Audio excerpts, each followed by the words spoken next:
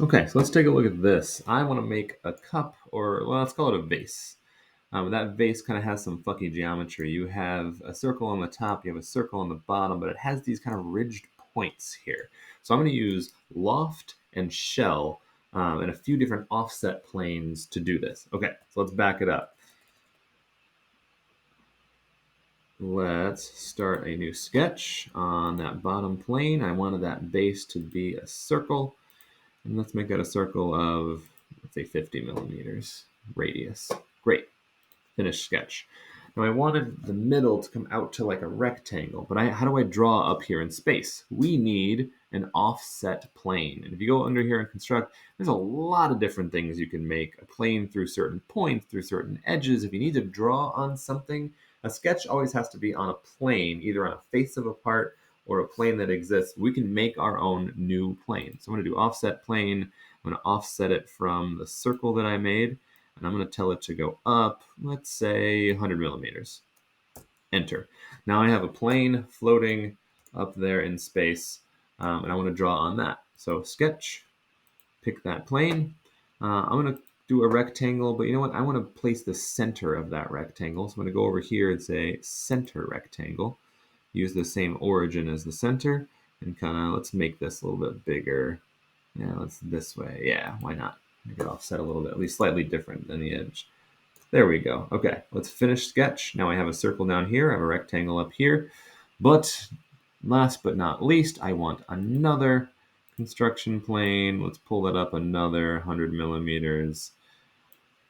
Enter, and I'm going to draw a circle up on that plane. Again, center diameter, and I want that to be slightly larger than all the rest. There we go. Finish sketch. So now I have 3 sketches. Circle, rectangle, circle. And I want to use Loft, which is under Create, Loft here, to basically have the base be a circle, have the center go through that rectangle, which as soon as I select those two, you kind of get this where it basically connects all the dot and maps all the points to the edges. And if I click the third one, it connects that one.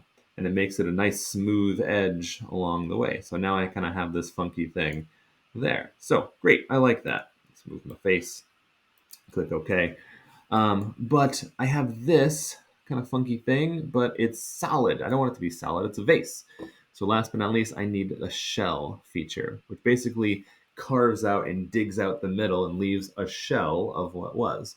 So if I click shell and I tell it the face that I want to like scoop out of, if you're carving a pumpkin, that's the part you scoop.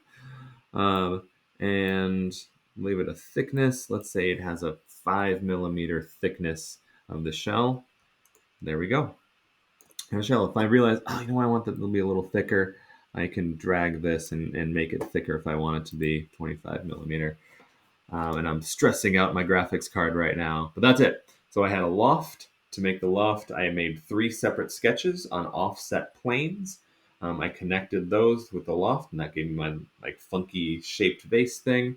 And then I used a shell to basically remove the top of it and shell out the rest. So now I have a hollow, funky looking shape thing that starts from the circle and goes out to the wide top. Ta-da!